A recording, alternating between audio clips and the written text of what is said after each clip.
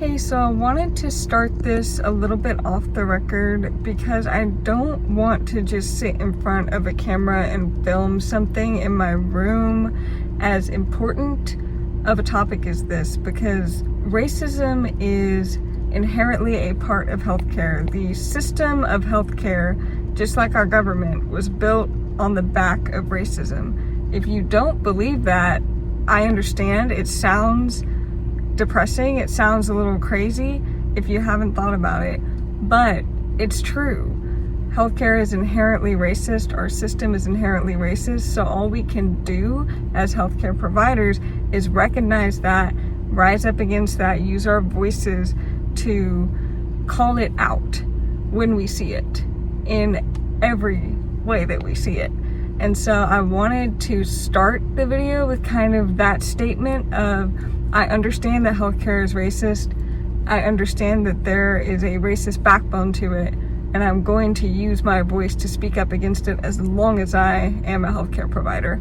I'm Allie, and I'm a nurse who practices in Texas. I'm going to be laying out the reasons why the United States healthcare system is racist. Let's start with the simple statistic about babies. Our country loves babies, loves new life, right?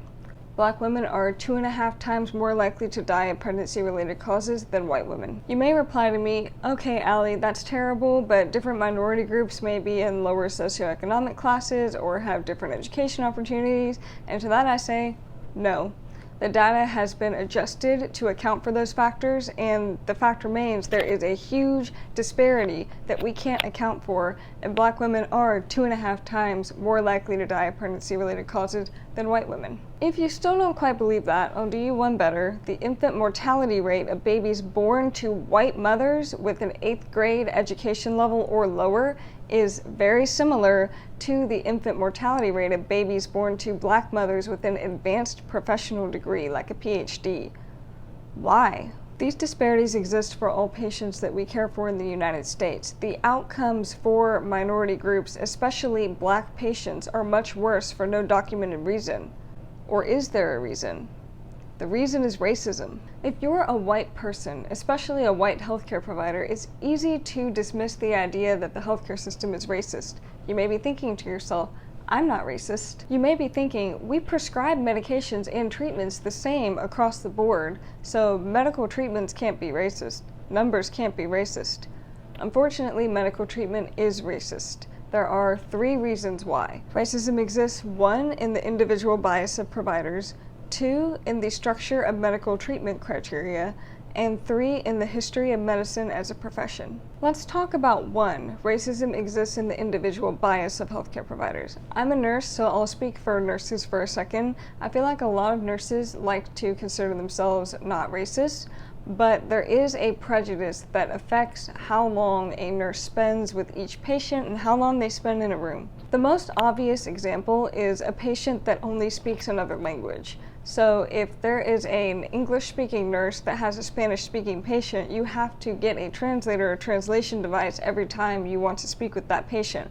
As a result, there is a documented just less time spent between nurses and Spanish-speaking patients, and as a result you get worse health outcomes, because if you're a nurse spending less time in the room with a Spanish-speaking patient, you're going to catch fewer condition changes, you're going to not get as good of an assessment, and you're not going to teach your patient their health education very well.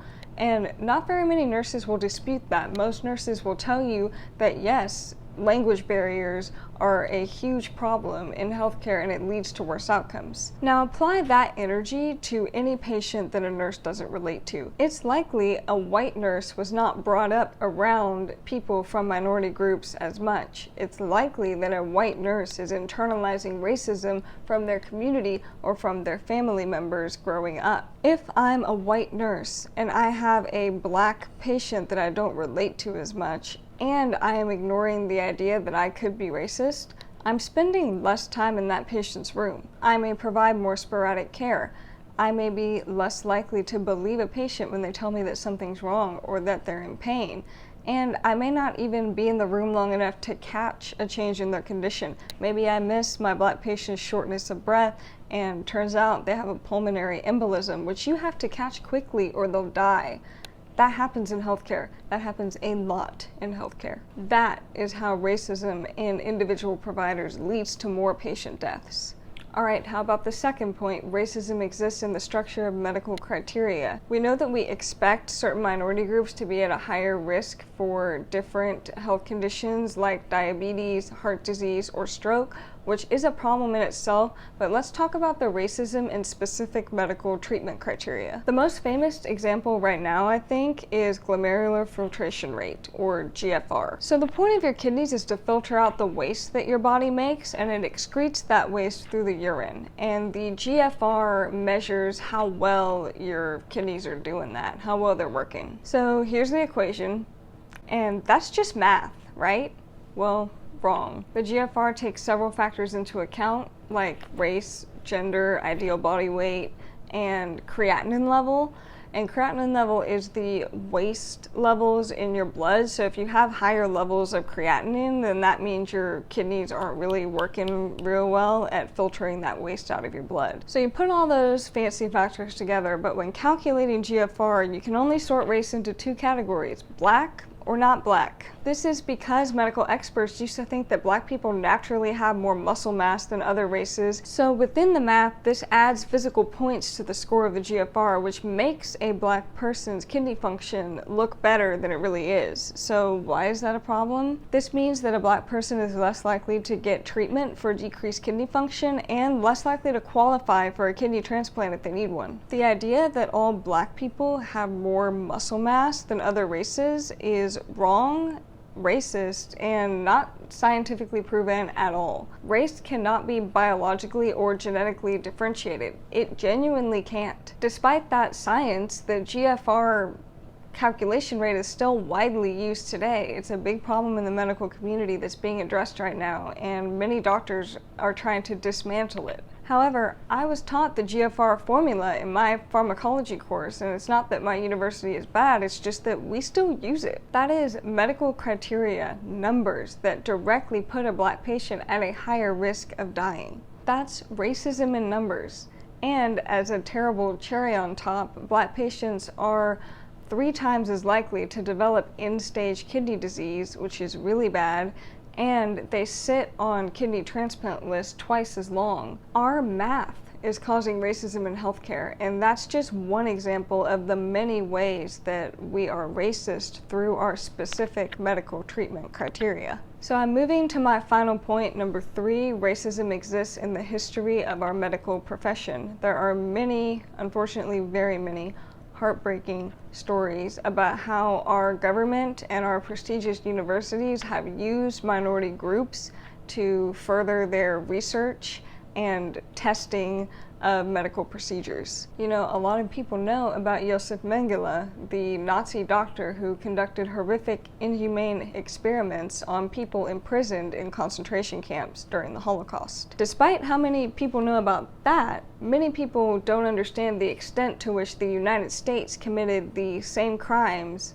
even after the Holocaust was over. So there are many examples of this, but I believe the most prominent one is the Tuskegee syphilis experiment in 1932. These doctors, they wanted to study the process of untreated syphilis.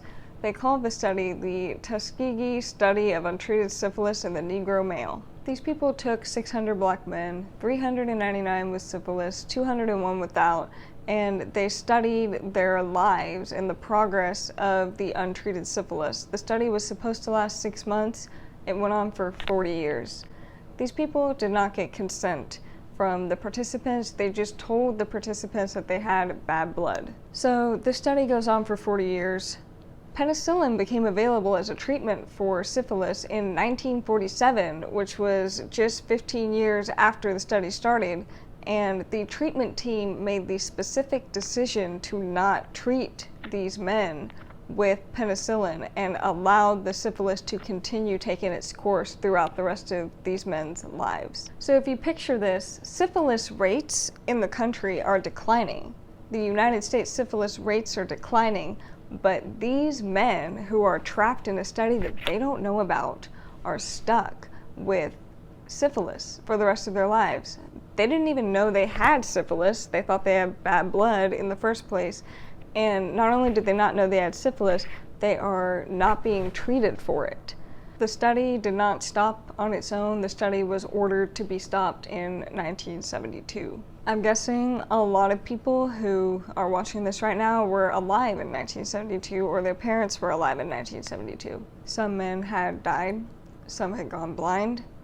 A lot of them had had just dementia brought on by the untreated syphilis. Lung damage, liver damage, you name it, this horrible disease could do it. I hope I don't have to explain to you why what the United States government did was horrible, but I hope I can tell some people that 1972 was not very long ago, and I'm still including it as our medical profession's history. So imagine how terrible the other things I could get into are.